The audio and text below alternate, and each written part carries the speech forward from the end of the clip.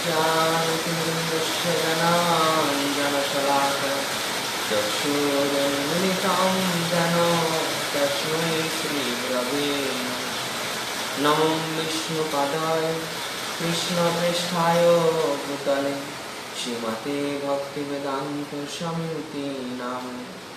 नमस्ते सरस्वती देवी गौरवाणी प्रचारिणी निर्विशेष शून्यवादी पाश्चात्य देशतारिणी।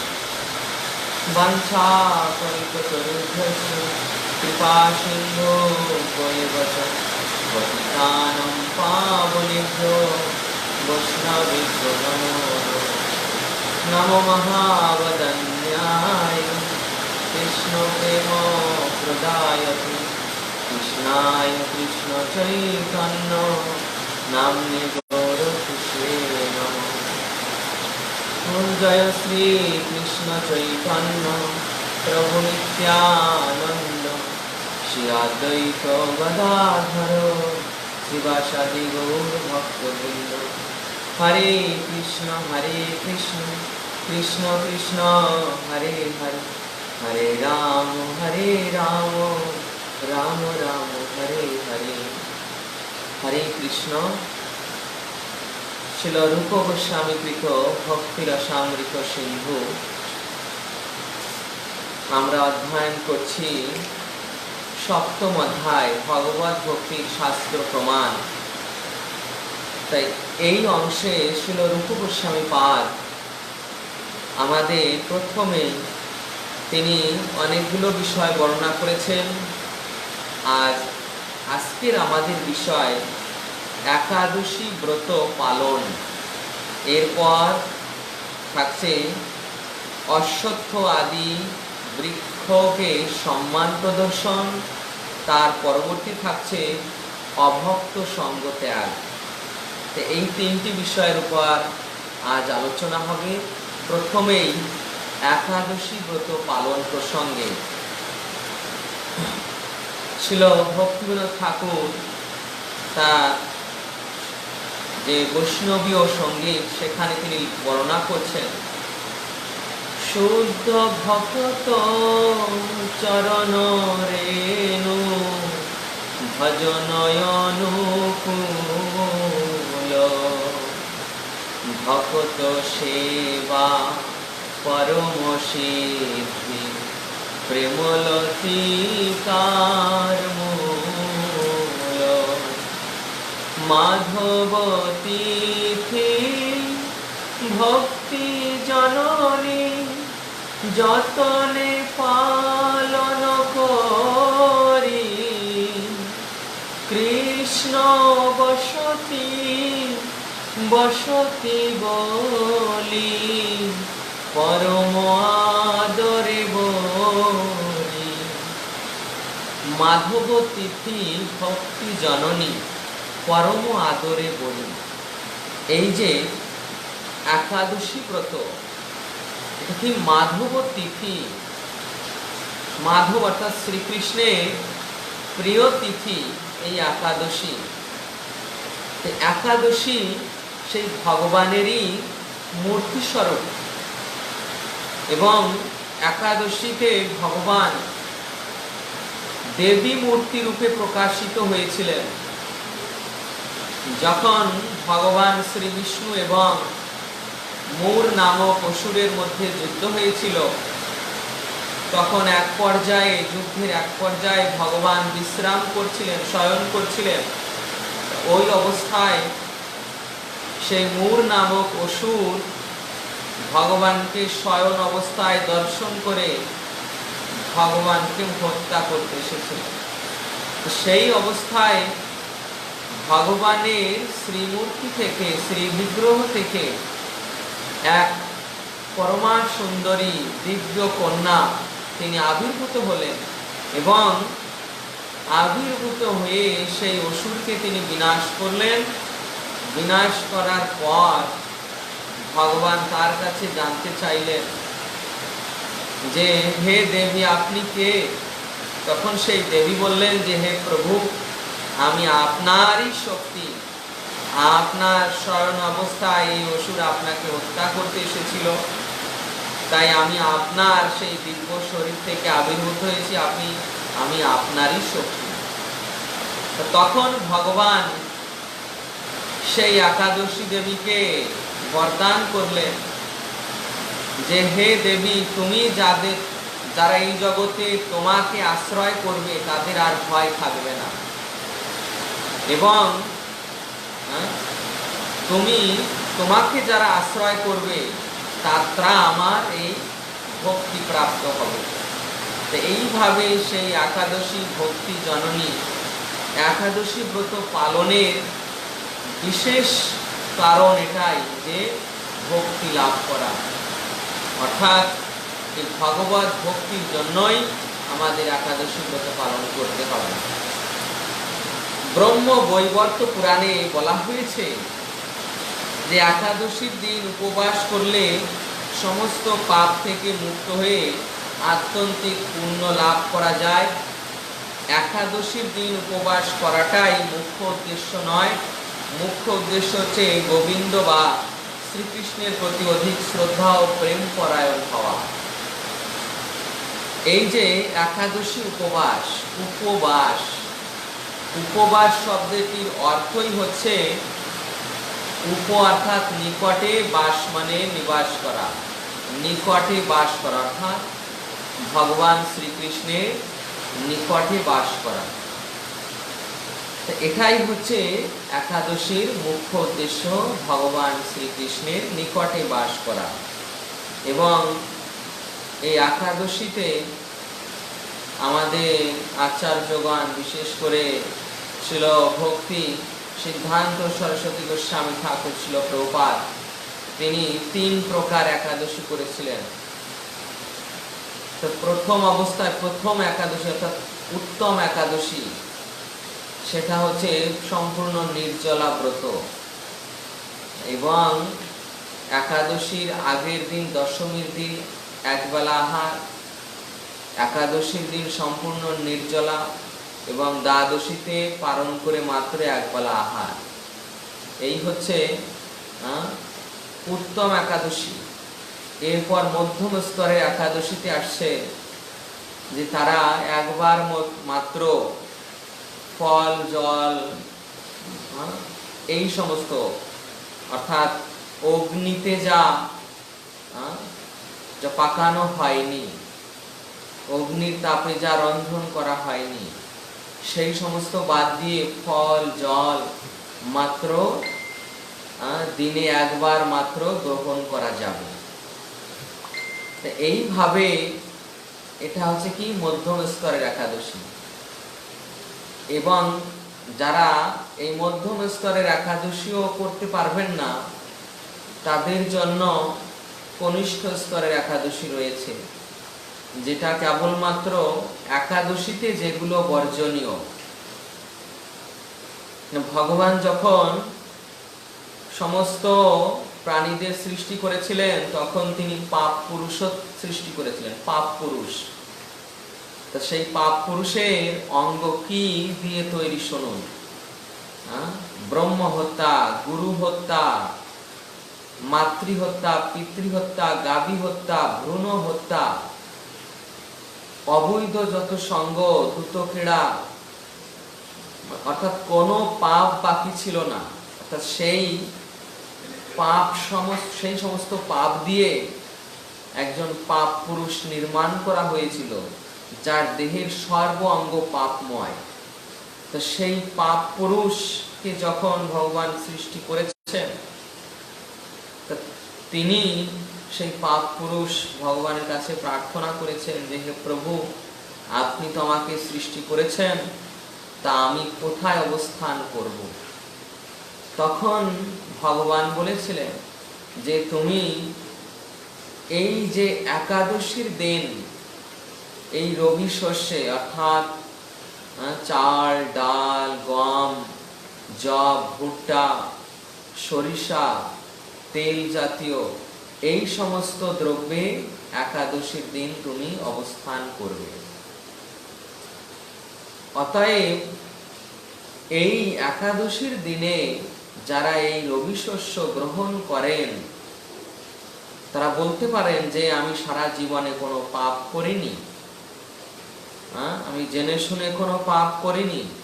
কিন্তু এই যে না জেনে শুনে, দেখুন, না জেনে শুনে অজান্তে এত বড় পাপ হয়ে যাচ্ছে যে এই একাদশী তিথিতে এই অন্ন খাওয়ার ফলে, অর্থাৎ এই রবি শস্য গ্রহণ করার ফলে তাদের আর কোনো পাপ করতে বাকি থাকছে না।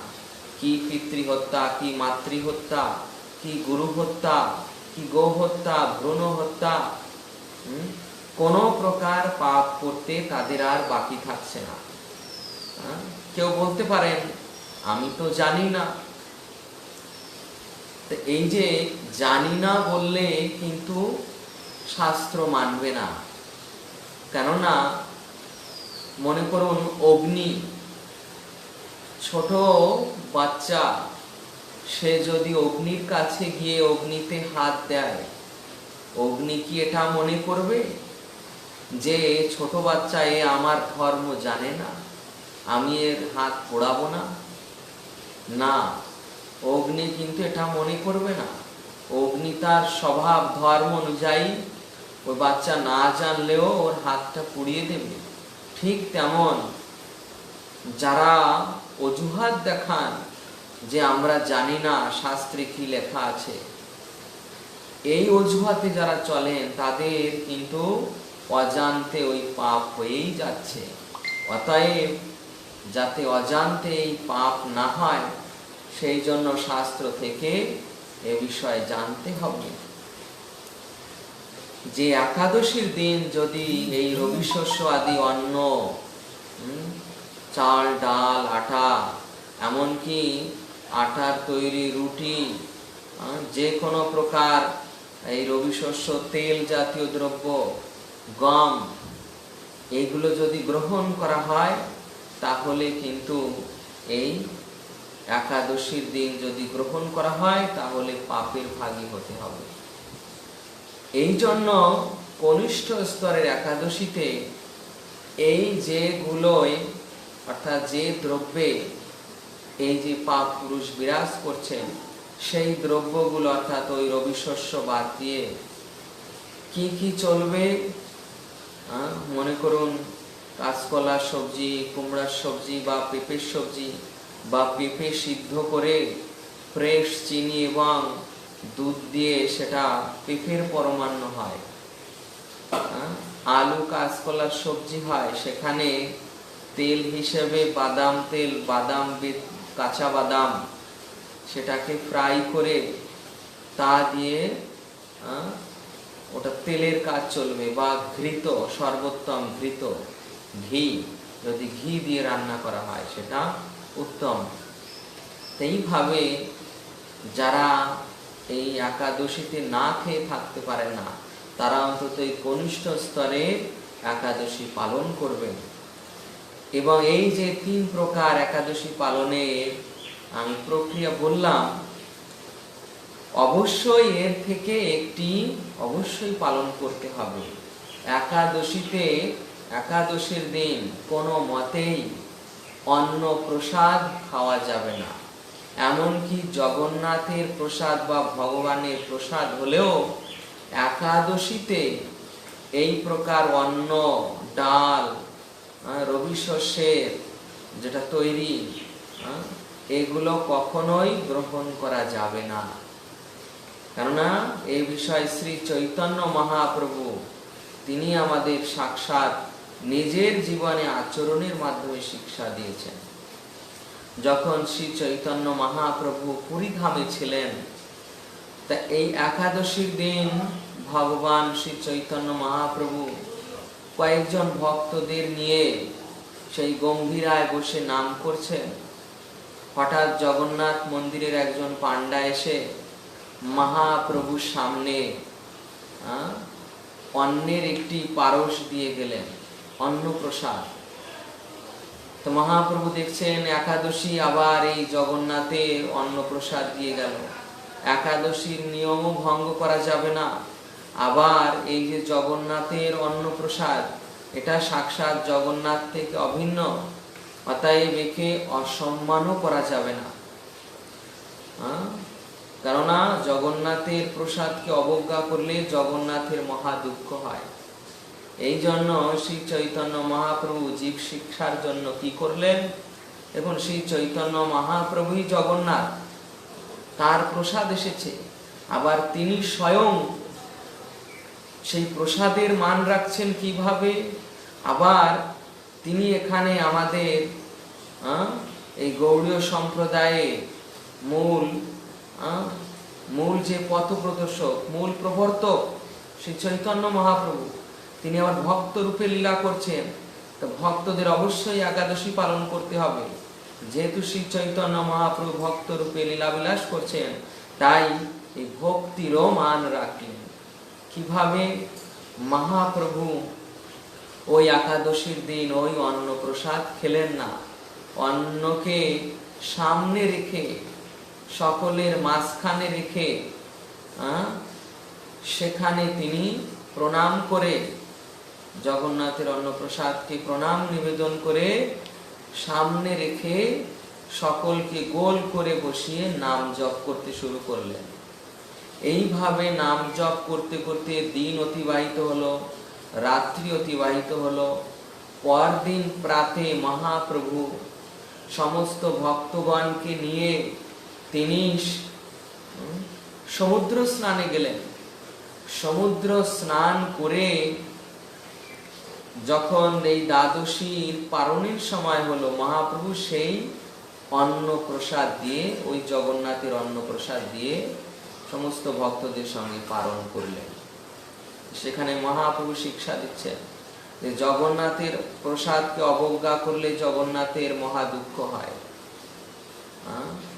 আবার ভক্ত হিসেবে যদি একাদশীর দিন অন্ন প্রসাদ খাওয়া হয়, তাহলে ভক্তি অঙ্গ নষ্ট হয়। এই জন্য জগন্নাথের অন্ন প্রসাদকেও অবজ্ঞা করা যাবে না, আবার একাদশীর দিন অন্ন প্রসাদও গ্রহণ করা যাবে না। উভয়কেই সম্মান। তো উভয়কেই সম্মান কি দিলেন? যে মহাপ্রসাদকে সামনে রেখে ভগবানের নাম জপ করতে থাকলেন, মহাপ্রসাদের সম্মান। আর একাদশীর দিন সেই মহাপ্রসাদও খেলেন না, এটা ভক্তির সম্মান।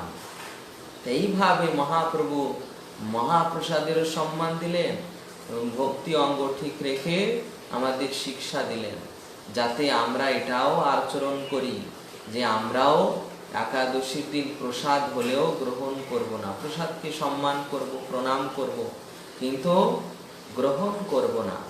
দ্বাদশীতে সেই প্রসাদ দিয়ে পালন করতে পারব। এইভাবে একাদশীতে উপবাস এবং উপবাসের সঙ্গে সঙ্গে ভগবানের নিকট অবস্থান, ভগবানের নিকট উপবাস কথার অর্থই ভগবানের নিকটে বাস করা। কিভাবে নিকটে বাস করতে পারি? ভগবানের মন্দিরে আমরা যেতে পারি, যদি কাছাকাছি মন্দির থাকে মন্দিরে যেতে পারি, যদি কাছাকাছি মন্দির না থাকে তাহলে অন্তত বাড়িতে বসে অধিকক্ষণ, যেহেতু আমাদের এই আন্তর্জাতিক কৃষ্ণ ভক্তের সঙ্গে একাদশীর দিন 25 মালা জপের বিধান রয়েছে, অতএব হয় 25 মালা জপ করব, নয় তার থেকে বেশি করব, অন্যথায় 25 মালা জপ করার পর শ্রীমদ্ ভাগবত পাঠ করব, বা কোনো মহারাজ বা প্রভুজির লেকচার পেলে সেই লেকচার শুনব। এইভাবে একাদশীর দিন হরি কথা, হরি গুণগানে, বা যদি ভক্ত সঙ্গে হয় তাহলে একসাথে হরি নাম সংকীর্তন করব, একসাথে বসে জপ করব। এইভাবে একাদশীর দিনকে অবশ্যই এই হরি কথায়, হরির চিন্তায়, হরির নাম গুণগান কীর্তনে, নাম জপের মাধ্যমে এইভাবে অতিবাহিত করতে হবে। একে বলা হয় শ্রীহরির নিকটে বাস, অর্থাৎ শ্রীহরি বাসর, হরির সঙ্গে রাত্রি যাপন করা। দিনটা এইভাবে অতিবাহিত করতে হবে। আর শাস্ত্রে বিধান দেওয়া হয়েছে, যাদের পক্ষে সম্ভব তারাই করবেন রাত্রি যাপন। আর যদি রাত্রি যাপন করতে আপনার অসুবিধা হয়, পরের দিন যদি আপনাকে বাইরে ডিউটিতে যেতে হয়, তাহলে রাত জাগরণ না করে, সম্পূর্ণ রাত জাগরণ না করে, কিছুটা অন্তত জাগরণ করে ভগবানের নাম জপ আদি গ্রন্থ অধ্যয়ন করে তারপর যদি আপনার মনে করুন যে পরবর্তী দিনে বিশেষ কাজ রয়েছে, ডিউটি রয়েছে, তখন আপনি বিশ্রাম নিতে পারেন। শাস্ত্রে নিয়ম রয়েছে, কিন্তু সেটা আমরা আগের দিন আলোচনা করেছি যে আবশ্যকতা অনুসারে গ্রহণ করতে হবে। এমন নয় যে মনে করুন পরদিন আপনার ডিউটি রয়েছে আর আপনি সারা রাত জাগরণ করলেন, সেখানে পরের দিন গিয়ে সেই কর্তব্যটাও পালন করতে পারলেন না। কেননা ওই যে দায়িত্বটা আপনি পালন করছেন, ওটাও কি কৃষ্ণ সেবার জন্য, কারণ ওর দ্বারা কৃষ্ণ সেবার জন্য অর্থ উপার্জন হচ্ছে, ওটারও বিষয়েও চিন্তা করতে হবে। এই জন্য শাস্ত্রে বলা হয়েছে যে আবশ্যকতা অনুসারে গ্রহণ। শাস্ত্রে যে নিয়ম রয়েছে সেটা স্থান কাল পাত্র সাপেক্ষে আবশ্যকতা অনুসারে গ্রহণ করতে হবে। এইভাবে একাদশীর দিন এই শ্রীকৃষ্ণের প্রতি অধিক শ্রদ্ধা ও প্রেম পরায়ণ হয়ে পালন করতে হবে। উপবাসের দিন নিরন্তর গোবিন্দের লীলা স্মরণ, তার দিব্য নাম শ্রবণ করাই সর্বোত্তম। এখানে রূপ গোস্বামী পাদ উল্লেখ করছে যে এই উপবাসের দিন শ্রী গোবিন্দের লীলা স্মরণ, শ্রীকৃষ্ণের লীলা স্মরণ এবং তার দিব্য নাম শ্রবণ করা, দিব্য নাম শ্রবণ করা, এটাই হচ্ছে কি উপবাসের প্রধান বৈশিষ্ট্য, প্রধান অঙ্গ। যে আমরা এই উপবাসের দিন শ্রীকৃষ্ণের লীলা স্মরণ করব, অর্থাৎ ভাগবতম শ্রবণ করব, বা যদি কেউ পাঠ করে তার কথা শ্রবণ করব।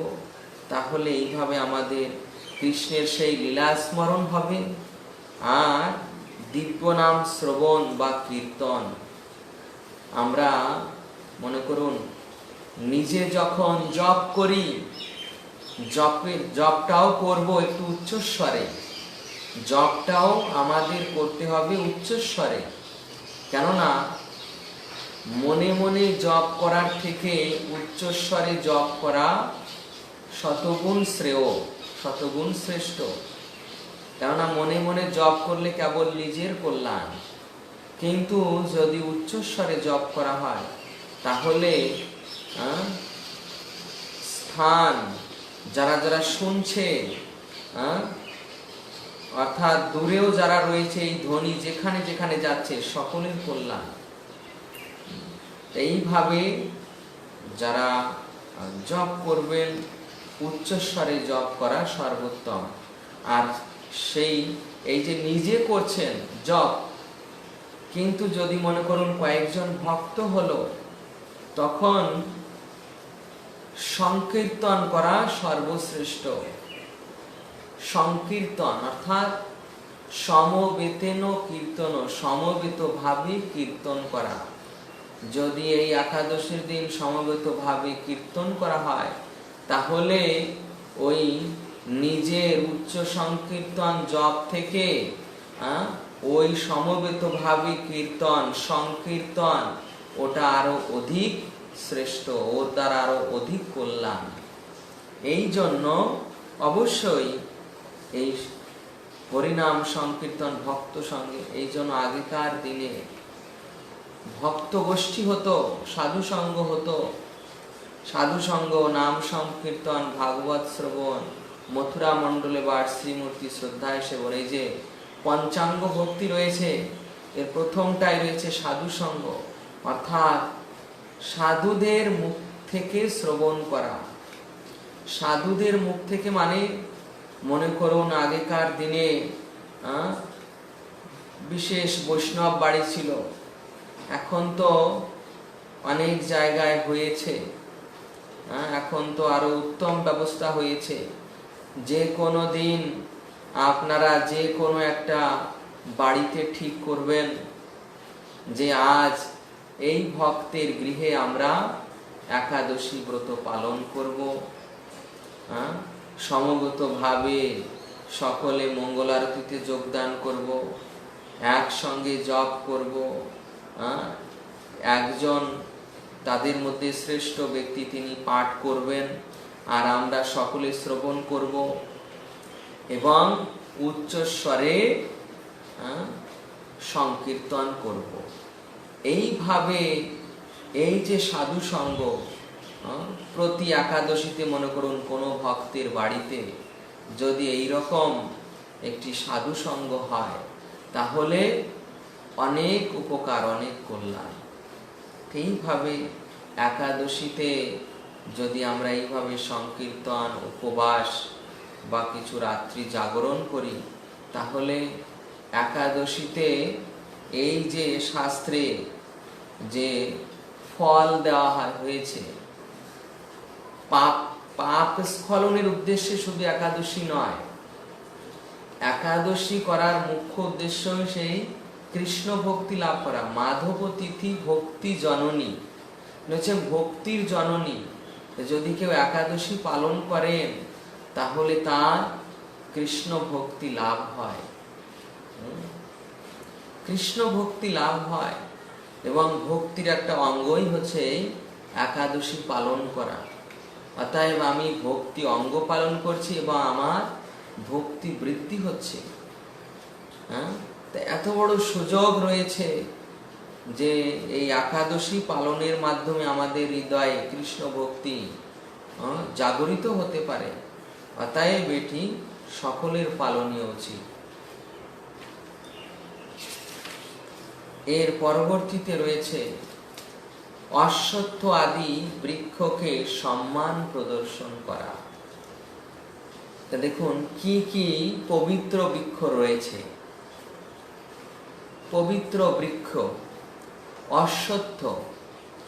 অশ্বত্থ মানে এই যে অশ্বত্থ বট যাকে বলা হয়, ভগবদ গীতায় ভগবান বলছেন যে বৃক্ষানাম অশ্বত্থহম, বৃক্ষদের মধ্যে আমি অশ্বত্থ, অর্থাৎ ভগবানের বিভূতি হচ্ছে এই অশ্বত্থ বৃক্ষ।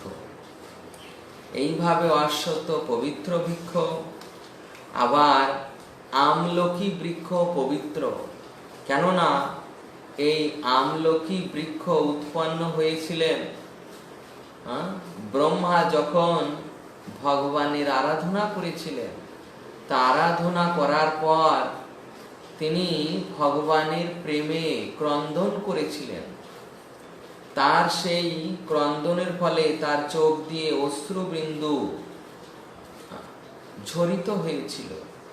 সেই অশ্রুবিন্দু দিয়েই আমলকি হয়েছে, অর্থাৎ এটা কৃষ্ণ প্রেমে যে বিগলিত অবস্থা, সেই বিগলিত অবস্থায় যে অশ্রুবিন্দু নির্গত হচ্ছে প্রেমাশ্রু, সেই প্রেমাশ্রু থেকে এই আমলকির উৎপত্তি। এবং এই আমলকিও পবিত্র বৃক্ষ, কারণ আমাদের এই যে আমরা যারা একাদশী ব্রত পালন করি দেখেছেন যে আমলকি নামে একটি একাদশী আছে।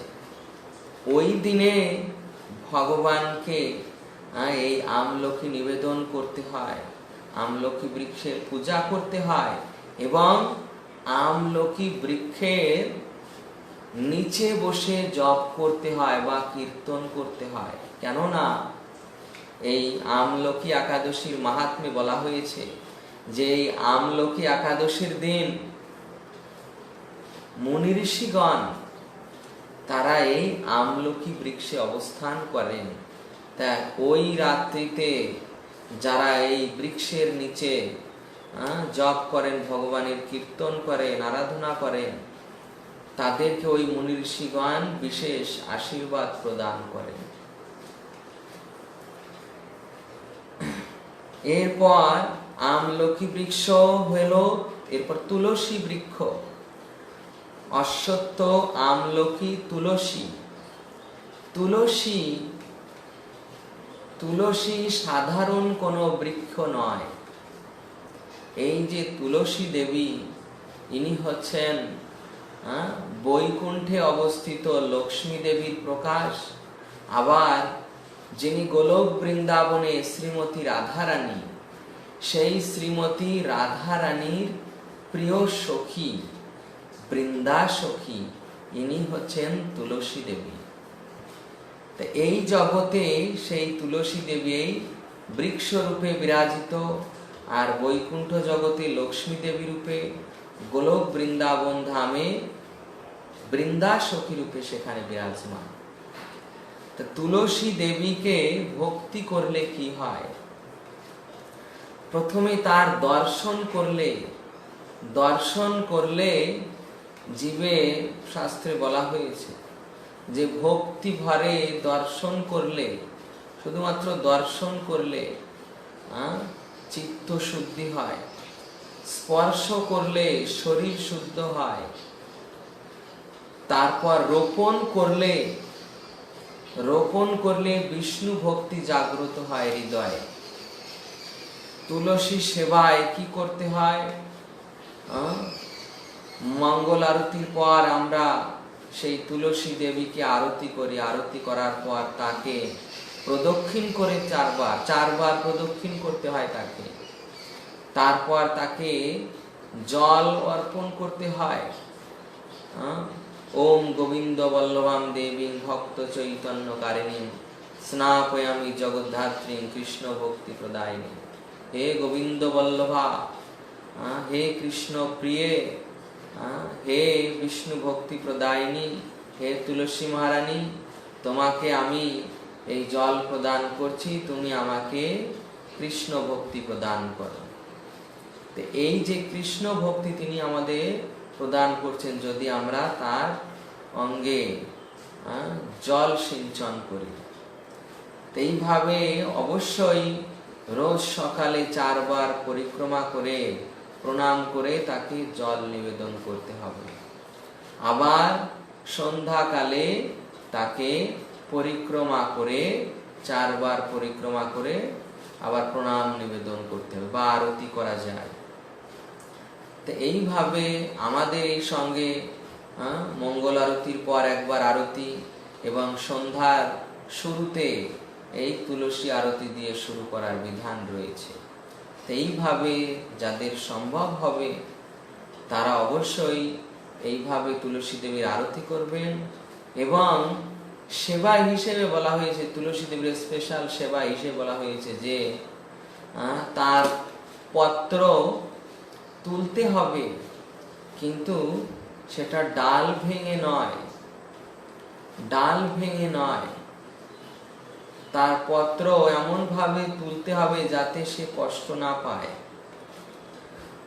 কিন্তু মঞ্জুরি তোলার বিধান আছে। মনে করুন 2 পাশে 2টো পত্র আর মাঝখানে একটা মঞ্জুরি, এইভাবে তুলসী মঞ্জুরি চয়ন করতে হয়, তুলতে হয়, এবং সেটা ভগবানের অত্যন্ত প্রিয়। তুলসী মঞ্জুরি দিয়ে ভগবানের সেবা। এইভাবে তুলসী মঞ্জুরি, তুলসী পত্র দিয়ে ভগবানের সেবা। এবং যদি কোনো মঞ্জুরি অধিক শক্ত হয়ে যায়, মনে করুন অনেক দিন হয়ে গিয়েছে, তখন ওই মঞ্জুরি কেটে দিতে হবে। এইভাবে তুলসী মহারানীর সেবা। আমাদের ছিল নামাচার্য হরিদাস ঠাকুর, তিনি যখন বেনাপোলে ছিলেন তখন এই যে লক্ষ্য হীরা তাকে পরীক্ষা করতে গিয়েছিলেন। পরীক্ষায় অকৃতকার্য হয়ে হরিদাস ঠাকুরের কাছে তিনি দীক্ষা নিয়েছিলেন। হরিদাস ঠাকুরের কাছে তিনি পরাজিত হয়েছিলেন। শেষে হরিদাস ঠাকুরের চরণে ক্ষমা প্রার্থনা করে তার কাছে দীক্ষা প্রার্থনা করেন। হরিদাস ঠাকুর সেই লক্ষ্মীরাকে দীক্ষা দিয়ে নাম দিলেন তুলসী দাসী এবং সেবা দিলেন যে তুমি এই আশ্রমে থাকবে, দৈনিক 3 লক্ষ নাম জপ করবে আর এই তুলসী দেবীর সেবা করবে।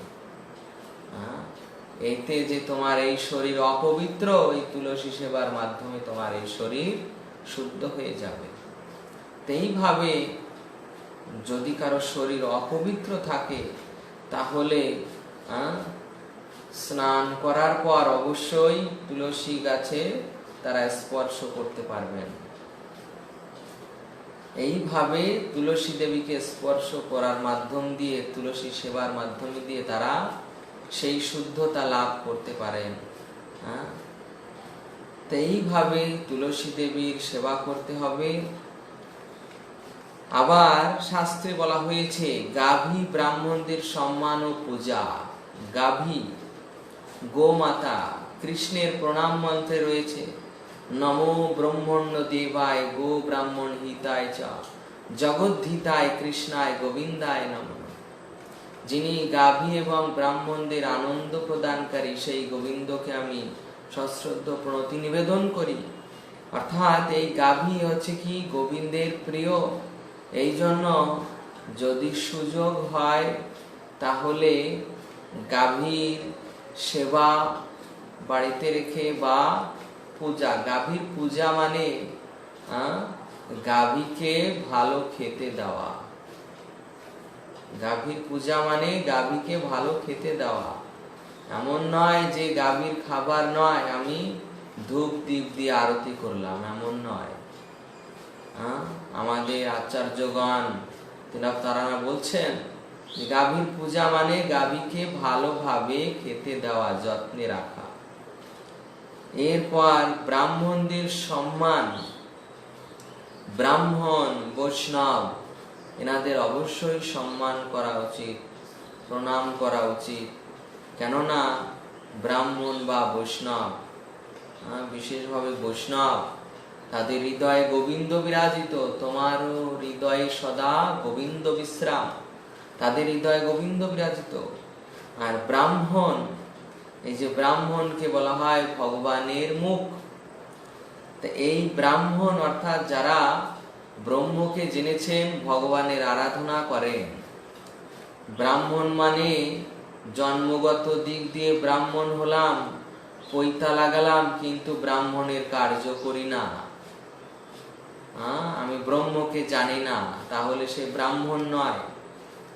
এই ব্রাহ্মণকে সম্মান করা মানে উপযুক্ত ব্রাহ্মণকে সম্মান করা, যে ব্রহ্মকে জেনেছে বা যে ভগবত ভক্ত, বৈষ্ণব, যে ভগবানের ভক্তি করে, সেই ব্রাহ্মণকে সম্মান ও পূজা করা।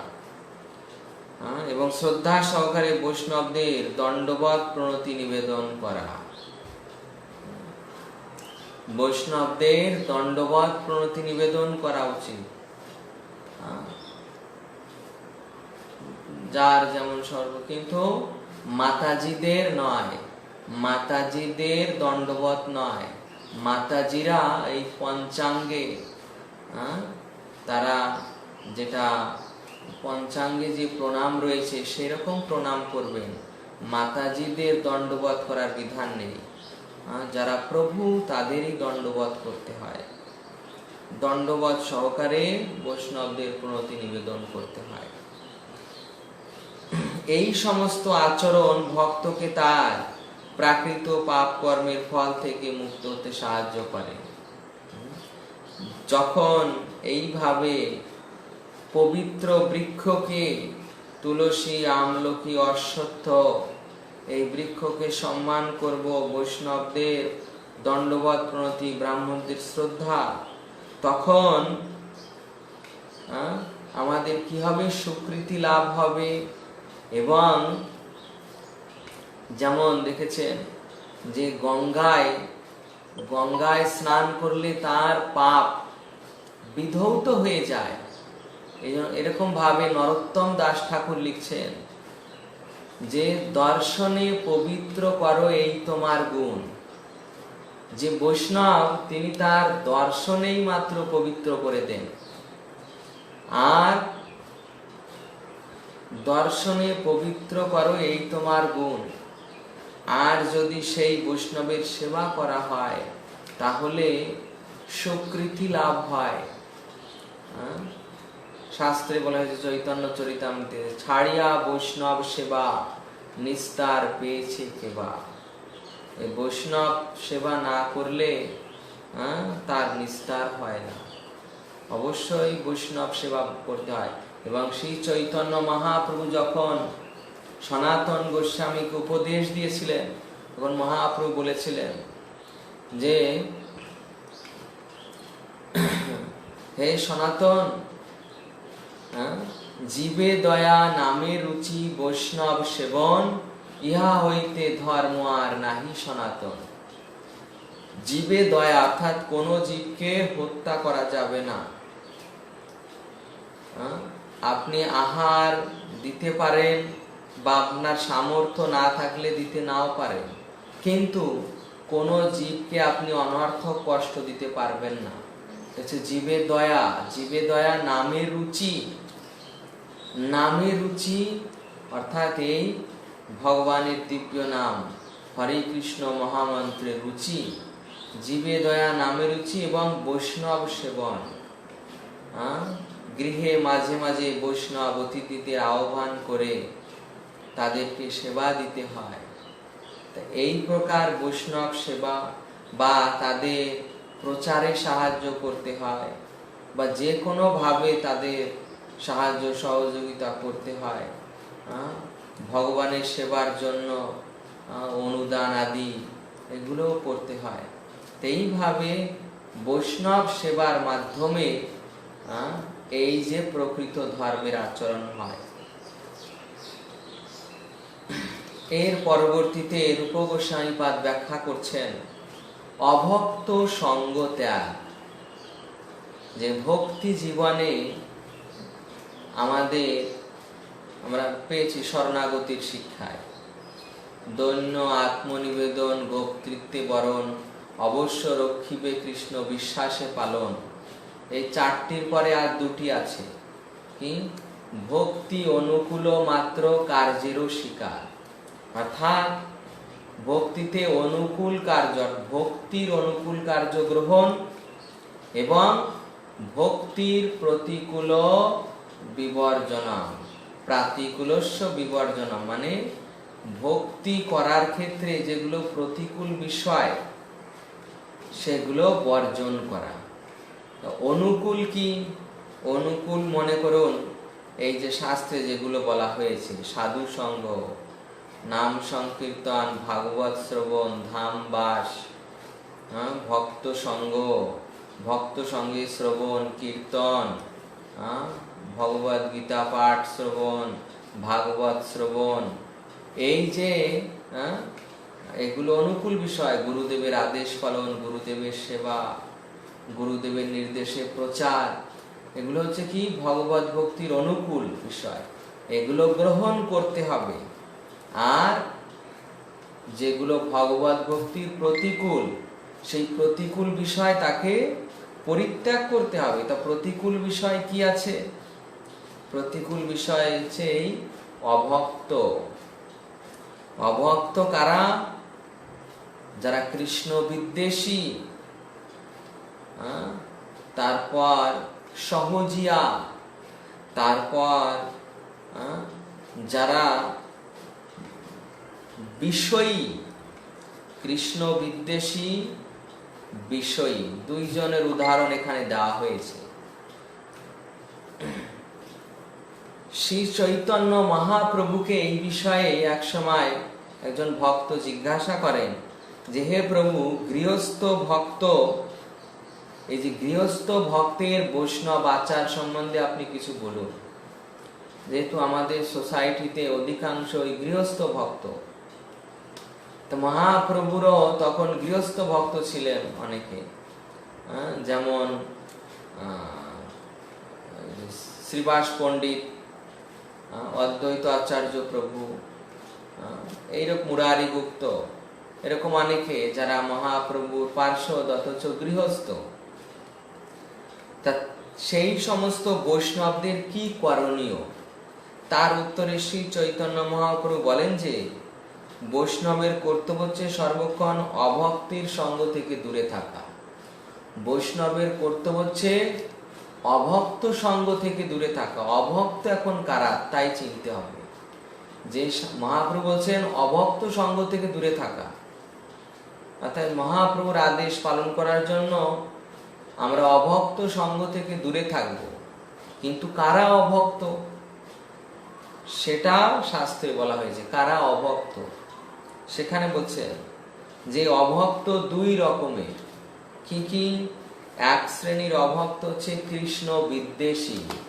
কৃষ্ণ বিদ্বেষী মানে যারা কৃষ্ণের প্রতি ঈর্ষা পরায়ণ, মাৎসর্য পরায়ণ, কৃষ্ণের নাম শুনতে পারে না, কৃষ্ণের পরমেশ্বরত্ব স্বীকার করে না এবং কৃষ্ণের নিন্দা করে, ভগবত ভক্তির নিন্দা করে।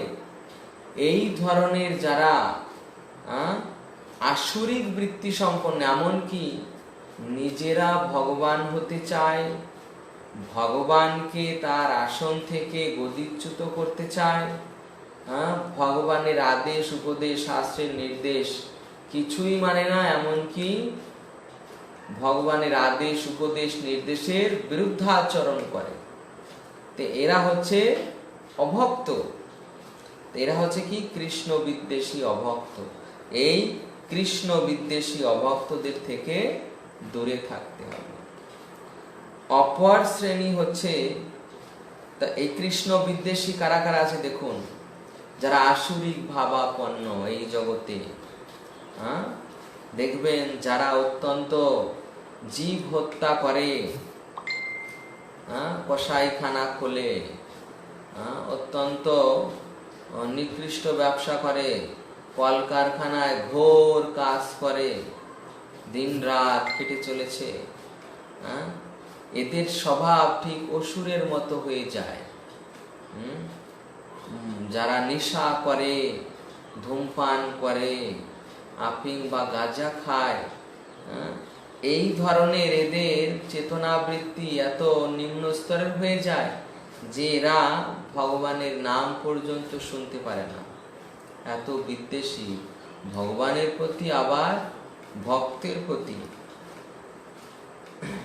যেমন মায়াবাদীরা কৃষ্ণকে ভগবান বলে মানে না, অর্থাৎ পরম তত্ত্ব রূপে মানে না, তাই তাদেরও শাস্ত্রে কৃষ্ণ বিদ্বেষী বলা হয়েছে। এরপর অপর শ্রেণী হচ্ছে বিষয়ী,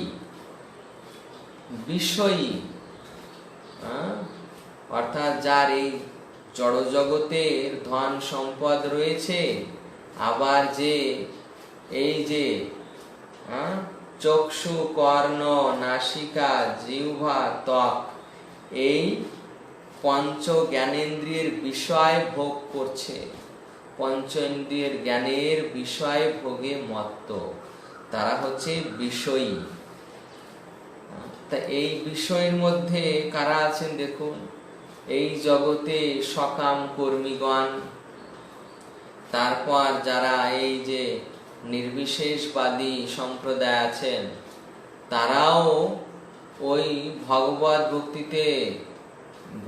ভক্তিতে প্রবেশ করতে, অর্থাৎ ভগবত ধামে প্রবেশ করতে না পেরে তারা পুনরায় এই জড় জগতে পতিত হয়ে এই জনসেবা সমাজ সেবামূলক কর্ম করতে করতে আবার তারা ওই নিকৃষ্ট স্তরের জড় ইন্দ্রিয় সুখ ভোগের তাদের স্পৃহা জাগে।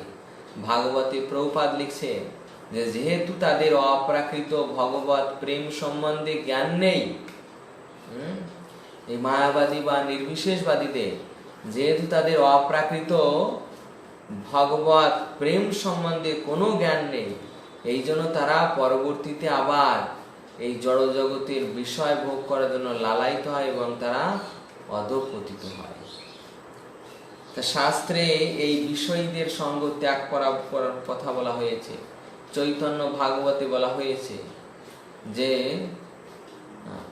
বিষয় থাকিতে কৃষ্ণ প্রেম নাহি হয়, বিষয়ীর দূরে কৃষ্ণ জানিহ নিশ্চয়।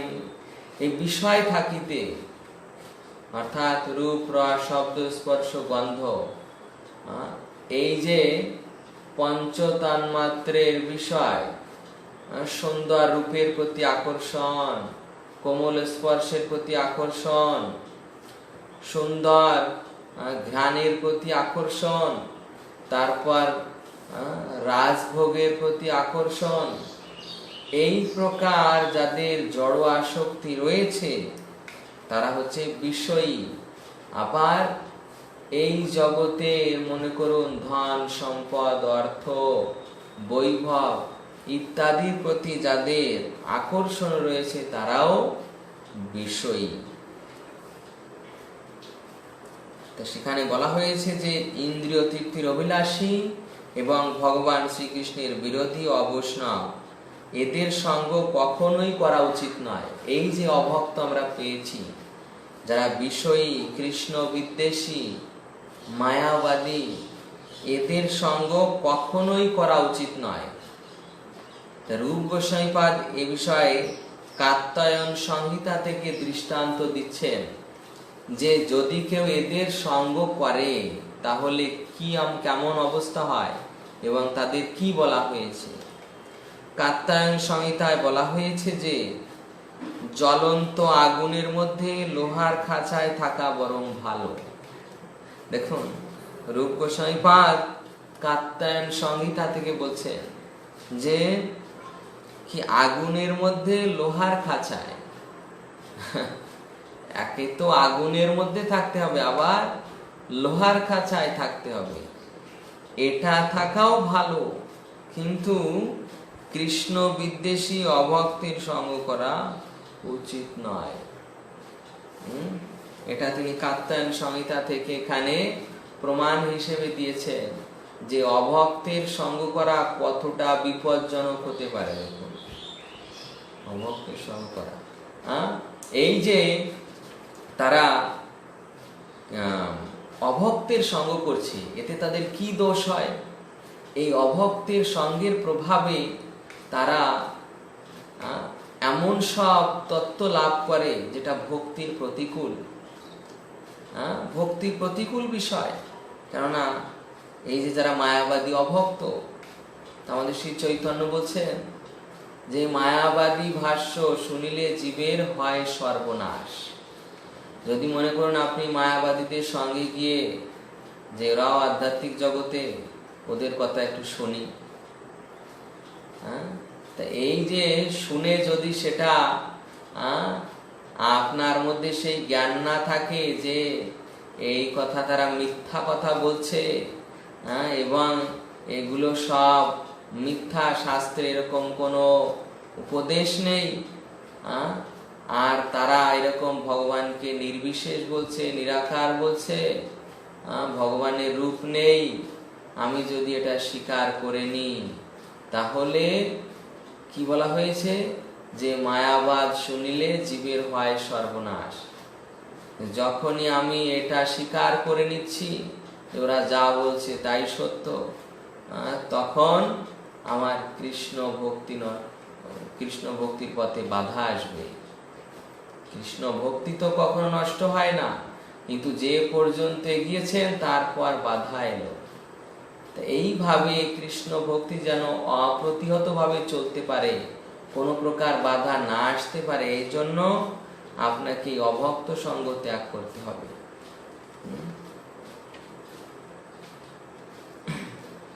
যারা ইন্দ্রিয় তৃপ্তির অভিলাষী এবং ভগবান শ্রীকৃষ্ণের বিরোধী অবৈষ্ণব, কখনোই তাদের সঙ্গ করা উচিত নয়।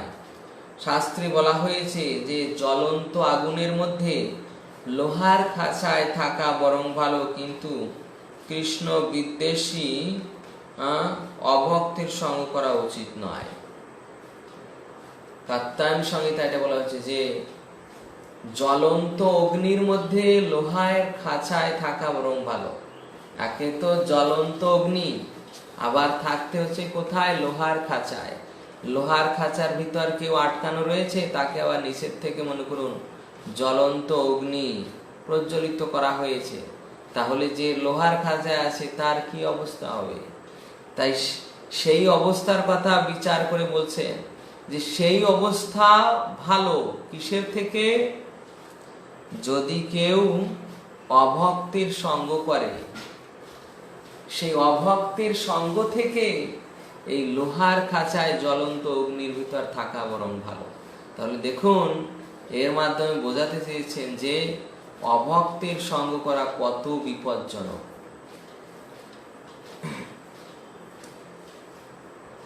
তেমন বিষ্ণু রহস্যে, এই কথাটা কাত্যায়ন সংহিতায় ছিল, এখন বিষ্ণু রহস্যে বলা হয়েছে যে বিষয় বাসনার দ্বারা প্রভাবিত হয়ে নানা রকম দেব দেবীর আরাধনার অনুসরণ করার থেকে ব্যাঘ্র, সর্প অথবা কুমিরকে আলিঙ্গন করা অনেক শ্রেয়। এই যে বিষয় বাসনার দ্বারা, ভগবদ গীতায় কি বলা হয়েছে? কামস্ত্র হিত জ্ঞানা যজন্তে অন্য দেবতা। কামস্ত্র হিত জ্ঞানা অর্থাৎ যারা কামনার বাসনার দ্বারা যে সমস্ত মানুষদের জ্ঞান অপহৃত হয়েছে, যাদের জ্ঞান অপহৃত হয়েছে মানে যারা সত্য জ্ঞান থেকে বঞ্চিত হয়েছে, যারা ভগবানের মায়া শক্তির দ্বারা প্রচারিত আছে, এই যে একরকম আছে না, যে যারা যাদের বলা হয়েছে যে মায়া অপহৃত জ্ঞানা, মূঢ়, নরাধম, আসরিক ভাবাপন্ন আর মায়া অপহৃত জ্ঞানা, এই চার প্রকার ব্যক্তিরা ভগবানকে জানতে পারে না, শরণাগত হয় না। এর মধ্যে এই যে মায়া অপহৃত জ্ঞানা, মায়া তাদের সৎ বুদ্ধি লোপ করে নিয়েছে। তাই এই যে যারা মায়ার দ্বারা অপহৃত জ্ঞানা, অর্থাৎ মায়া অপহৃত জ্ঞানা, এরাই এই দেব দেবীদের আরাধনা করছে। কেননা এদের জ্ঞান প্রকৃত জ্ঞান। প্রকৃত জ্ঞান হলে আমার এই মনোভাব আসবে যে শ্রীকৃষ্ণই ভগবান, শ্রীকৃষ্ণই একমাত্র আরাধ্য, শ্রীকৃষ্ণই পূজ্য, শ্রীকৃষ্ণের কথাই শ্রবণীয়, কীর্তনীয়, শ্রীকৃষ্ণই একমাত্র আমার শরণ্য, আমার সেবনীয়। এইরকম ভাব আসবে মায়া থেকে সে উঠে আসলে। আর যদি সে মায়ার মধ্যে থাকে, মায়ার জগতে, তাহলে সে কি কামস্ত্রস্থিত জ্ঞানা যজন্ত অন্য দেব, কামনা বাসনার দ্বারা তাড়িত হয়ে অন্য দেব দেবীদের আরাধনা করবে, অন্য দেব দেবীদের পূজা করবে। তাই এই প্রকার যারা দেব দেবীদের উপাসক, সেই উপাসকদের বিষয়ে বলা হচ্ছে যে যারা ভগবত ভক্ত আছেন, ভগবানের ভক্ত, তারা যেন কখনো এই দেব দেবীদের উপাসকের সঙ্গে সঙ্গ না করে, অর্থাৎ তাদের সঙ্গে মেলামেশা, দেখা, তাদের সঙ্গে আলোচনা, এগুলো যেন না করে। কেননা এর থেকেও অর্থাৎ কেননা সর্প, ব্যাঘ্র অথবা কুমিরকে আলিঙ্গন করা ভালো, কিন্তু এদের সঙ্গে মেলামেশা করা ভালো না। দেখুন কত বড় সিদ্ধান্ত দেওয়া হয়েছে যে সর্প, ব্যাঘ্র অথবা কুমিরকে আলিঙ্গন করা ভালো। সর্পকে আলিঙ্গন করলে কি হবে? ছবল মারবে, সে মারা যাবে। তারপর ব্যাঘ্রকে আলিঙ্গন করলে কি হবে? ব্যাঘ্রকে আলিঙ্গন করবে না, ব্যাঘ্র খেয়ে ফেলবে। তারপর কুমিরকে আলিঙ্গন করা হলে তাহলে কুমিরের আর খোঁজ করে খাবারের অন্বেষণ করতে হবে না, ও মুখের কাছেই যদি পেয়ে ফেলে তাহলে আর কি। এইরকম যে এদের আলিঙ্গন করলে মৃত্যু হয়ে যাচ্ছে, এই মৃত্যুর থেকেও ভয়ঙ্কর হচ্ছে এই দেব দেবীদের উপাসকদের সঙ্গ করা। কারণ ওদের সঙ্গ করলে এই ইহ জীবনটাও যাবে, পরমার্থ সেই পারমার্থিক জীবনটারও নাশ হবে। এই জন্য বলা হয়েছে যে পরমার্থ দুই লোক যারা দেব দেবীদের সঙ্গ করছে, তাদের দুই লোক হারাতে হচ্ছে, পরমার্থ এই লোক এবং পরমার্থ লোক, পরমার্থ জগৎ দুটোই হারাতে হচ্ছে। আর কেবল যদি সর্প, ব্যাঘ্র, কুমিরকে আলিঙ্গন করা হয় তাহলে এই জগৎ হারাতে হবে, অর্থাৎ মৃত্যু হয়ে যাবে, কিন্তু তার ওই জগৎটা ঠিক থাকবে। তাই এই উদ্দেশ্যে বলছে যে এই সর্প, ব্যাঘ্র, কুমিরকে আলিঙ্গন করা ওই দেবদেবীদের সহবাস করার থেকে অনেক ভালো। অর্থাৎ কখনো যেন আমরা ওই দেবদেবীদের উপাসকদের সঙ্গ না করি, এই জন্য এইভাবে দৃঢ়ভাবে বলা হয়েছে যে কখনো যেন দেবদেবীদের উপাসকদের সঙ্গ না করি। শ্রীমদ্ ভাগবতেও দ্বিতীয় স্কন্ধে বর্ণনা আছে যে কামনা বাসনা চরিতার্থ করার জন্য বিভিন্ন দেবদেবীর আরাধনা করা যায়, কিন্তু এটা এই ভগবানের বিশেষ মহিমা বর্ণনের জন্য এগুলো লিখেছেন। যে কেন লিখেছেন এর কারণ হচ্ছে তিনি এখানে ব্যাসদেব গোস্বামী বিশ্লেষণ করেছেন যে আপাতত দৃষ্টিতে মনে হচ্ছে যে ভাগবতে এই দেবদেবীদের আরাধনার কথা রয়েছে, কিন্তু ব্যাসদেব গোস্বামী কেন দিয়েছেন যে মনে করুন এই যে সরস্বতী দেবীর আরাধনা করলে বিদ্যা লাভ হবে, পার্বতী দেবীর আরাধনা করলে সুন্দর স্ত্রী লাভ হবে, শিবের আরাধনা করলে শক্তি লাভ হবে, মনু মহারাজের আরাধনা করলে রাজা হতে পারবে, এইভাবে বিভিন্ন দেবদেবীর আরাধনা করে শেষে বলছেন যে অকাম সর্বকাম বা মোক্ষ কাম উদারদি তীব্রেণ ভক্তি যোগেন যজেত পুরুষ পরম। সে এইগুলো বলার পর শেষে বলছেন যে অকাম, এর মধ্যে যারা অকাম মানে যাদের কোনো প্রকার কামনা নেই, অকাম সর্বকাম বা যাদের এই সমস্ত প্রকার কামনা আছে, বা যাদের মোক্ষ কামনা আছে, তারা যেন অন্তত শ্রী বিষ্ণুর, শ্রী হরির আরাধনা করেন, শ্রীকৃষ্ণের আরাধনা করেন। তারা যদি ভগবানের আরাধনা করেন তাহলে ভগবানই সবকিছু দিতে সমর্থ। কেননা এই যে দেবদেবীরা যা আপনাকে প্রদান করবে তা ওই ভগবানের কাছ থেকে এনে দিবে।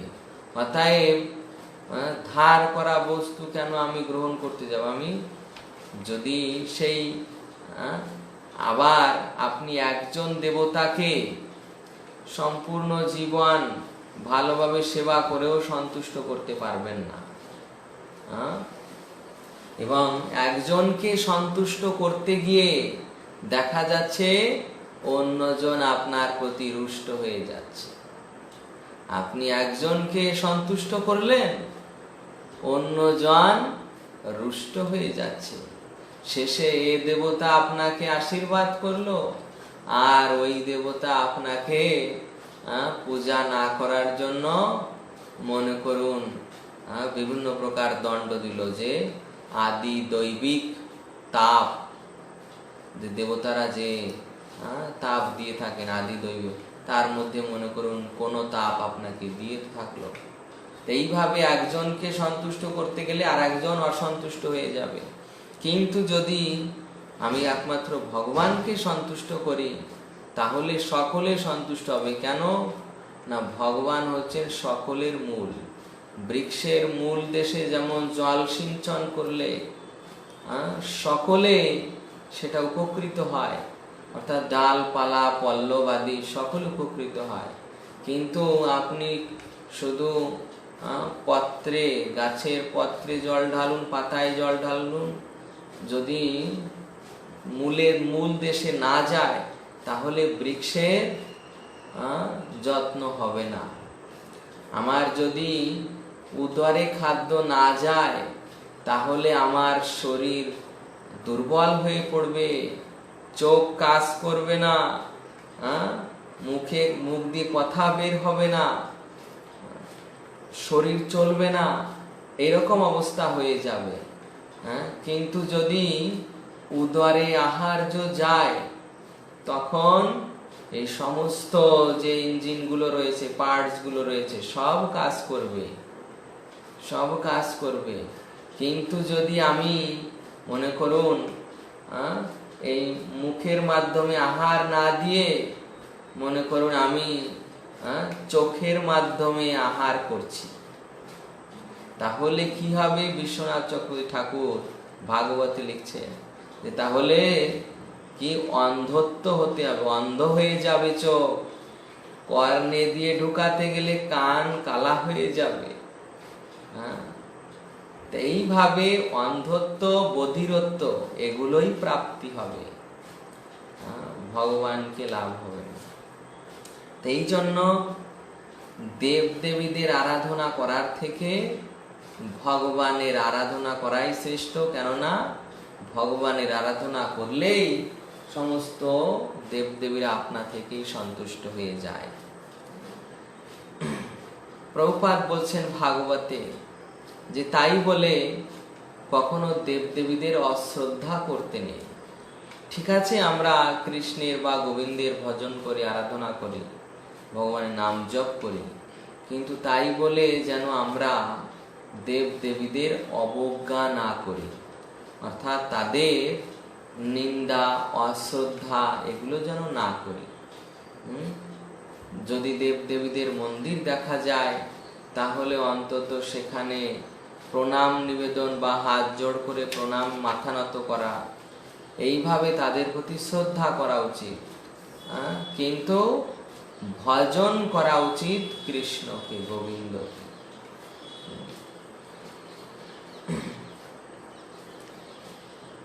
ভগবদ গীতায় স্পষ্ট ভাবে বলা হয়েছে নবম অধ্যায়ে যে জানতি দেবব্রতা দেবান, পিতৃন জানতি পিতৃব্রতা, ভূতানি জানতি ভূতের যা জানতি মজ্জজিনোপি মাম। অর্থাৎ দেবতাদের উপাসকেরা দেবলোক প্রাপ্ত হবে। সেই দেবলোক কেমন? অনিত্য, এবং সেখানে গিয়ে সুখ ভোগ করার পর আবার ফিরে আসতে হবে। আর পিতৃলোকের উপাসকগণ পিতৃলোক লাভ করবে, সেটাও অনিত্য, সেখান থেকেও ফিরে আসতে হবে। ভূত প্রেত যক্ষ রক্ষ এদের আরাধনাকারী তাদের লোক প্রাপ্ত হয়। ভগবান বলছেন কিন্তু যে আমার আরাধনা করে সে আমার লোকই প্রাপ্ত হয়। এইভাবে একমাত্র ভগবান শ্রীকৃষ্ণের আরাধনা করা উচিত। কেননা ভগবত ভক্ত এই কৃষ্ণলোক বা বৈকুণ্ঠে প্রবিষ্ট হন। ভগবত গীতায় দেবদেবীদের অত্যধিক কামনা বাসনার ফলে যাদের বুদ্ধি নষ্ট হয়েছে, সেই সমস্ত দেবদেবীদের ভক্তদের অত্যন্ত নিন্দা করা হয়েছে। ভক্তদের, যারা দেবদেবীদের আরাধক, সেই দেবদেবীদের পূজারীদের নিন্দা করা হয়েছে যে এরা এই সামান্য লোভ লালসার জন্য এইভাবে অজ্ঞানে, অচেতনের ন্যায় তারা দেবদেবীদের আরাধনা করছে। বিষ্ণু রহস্যে এই সমস্ত দেবদেবীদের উপাসকদের ঘোর ভৎসনা করে বলা হয়েছে যে এই সমস্ত দেবোপাসকদের সঙ্গে সঙ্গ করার থেকে বরং ভয়ঙ্কর জন্তুদের সঙ্গে থাকা ভালো। শাস্ত্রে বলা হচ্ছে যে এই যারা দেবোপাসক তাদের সঙ্গ করার থেকে, অর্থাৎ তাদের মুখ দিয়ে হরির কথা, তাদের কণ্ঠে কীর্তন শোনা, এই যে দেবোপাসক, কারণ এরা অভক্ত, এই সম্পর্কে শাস্ত্রে বলা হয়েছে যে অবৈষ্ণব মুখোদ্গীর্ণম পুত হরি কথামৃতম শ্রবণম নৈব কর্তব্যম সর্বোচ্ছিষ্ট যথাপয়ম। কখনো অবৈষ্ণবের মুখ দিয়ে হরি কথা শ্রবণ করতে নেই, কেন সে হরি কথাকে এমন ভাবে পরিবেশন করবে মনে করুন এই যে দৃষ্টান্ত স্বরূপ, যেমন যারা এই যে সহজিয়ারা রয়েছে বা পেশাদারি পাঠক, তারা টাকার জন্য এখানে ওখানে পাঠ করে বেড়ায়। এই যারা পেশাদারি পাঠক রয়েছে, এরাও অর্থের বিনিময়ে, মনে করুন তারা নিজেরা দেবদেবীর ভক্ত, অর্থ রোজগারের জন্য ব্যবসা শুরু করেছে। কি ব্যবসা? ভাগবত পাঠ ব্যবসা বেছে নিয়েছে, সুন্দর অবস্থা, ভাগবত পাঠ ব্যবসা। যে অর্থ উপার্জন করছে তাই দিয়ে জীবিকা নির্বাহ করছে। এই ধরনের ব্যক্তিদের, অর্থাৎ যারা এই ধরনের ব্যক্তি বা দেবোপাসক, তাদের সঙ্গ করার থেকে বলা হচ্ছে যে জীব জন্তুদের সঙ্গ করা অনেক ভালো। কেননা তারা অন্তত আমার এই ইহলোকটা নষ্ট করবে, কিন্তু পরলোক নষ্ট করবে না। কিন্তু ওই অভক্তদের সঙ্গ করলে আমার ইহলোক পরলোক দুটোই নষ্ট হচ্ছে। এই জন্য কখনোই দেবদেবীদের উপাসকদের সঙ্গ করতে নেই, আর দেবদেবীদের ভজনও করতে নেই। তাদের কেবল শ্রদ্ধা নিবেদন, শ্রদ্ধা বা সম্মান নিবেদন, তাদের মন্দির দর্শন হলে প্রণাম নিবেদন, এইরকম শ্রদ্ধা নিবেদন। এইভাবে এই অভক্তের সঙ্গ থেকে দূরে থাকতে হবে। ভগবত ভক্তিতে উন্নীত হতে হলে তাহলে এই যে অভক্ত সঙ্গ যে আমরা ত্যাগ করতে পারি, এই অভক্ত সঙ্গ ত্যাগ করলে আমাদের কি ওই ভক্তিতে প্রতিকূল বিষয়টা নিবারিত হয়ে গেল। কারণ এই যে অভক্ত সঙ্গ, এটা ভক্তিতে প্রতিকূল বিষয়। প্রতিকূল মানে যেটা ভক্তিকে ডাউন করে দেয়, তা অবশ্যই এই ভক্তি থেকে প্রতিকূল বিষয় হিসেবে অভক্ত সঙ্গ ত্যাগ করতে হবে, এবং অনুকূলতার জন্য ভক্ত সঙ্গ গ্রহণীয়, ভক্ত সঙ্গে শ্রবণ কীর্তন গ্রহণীয়। আর প্রতিকূল বিষয় হিসেবে এই অভক্ত সঙ্গ ত্যাগ, বিষয়ী সঙ্গ ত্যাগ, তারপর ভগবত বিদ্বেষী, ভক্তি বিদ্বেষী, ভক্ত বিদ্বেষী। এইভাবে যারা বিদ্বেষ পরায়ণ রয়েছে ভগবানের সম্পর্কে, শাস্ত্রের বর্ণনা সম্পর্কে, যারা মনে করেন যে কোনো একটা গ্রন্থই শাস্ত্র হয়ে গেল, তারপর যাকে আমি মনে করি ভগবান, তার আরাধনা করলেই আমি ভগবানের লোকে চলে যাব, এই যে অপসিদ্ধান্তে যারা রয়েছে তাদের থেকে দূরে থাকতে হবে। কেননা এই যারা অপসিদ্ধান্তবাদী, এরা সাধারণত অনর্থক তর্ক করে যে আমার এটাই বড়, আমি যেটা করছি সেটাই ধর্ম, আমি একমাত্র ভালো বুঝি। এই ধরনের এরা এই রকম মাথায় বড় একটা বোঝা নিয়ে আছে, কি ওই বোঝার বুঝি, যে আমি বুঝি সব। এইভাবে তারা এরকম মস্ত বড় বোঝার বুঝি নিয়ে আছে, মাথায় বোঝা করে নিয়ে আছে যে আমি সব বুঝি। এই ধরনের যারা আছে দেবদেবীদের উপাসক, এদের সঙ্গ ত্যাগ করে শুদ্ধ ভক্তদের সঙ্গ করা, এটাই শুদ্ধ ভক্তির অনুকূল বিষয়। অবশ্যই আমাদের এই অনুকূল বিষয় গ্রহণ করতে হবে এবং ভগবত ভক্তির যে প্রতিকূল, সেইগুলো বর্জন করতে হবে।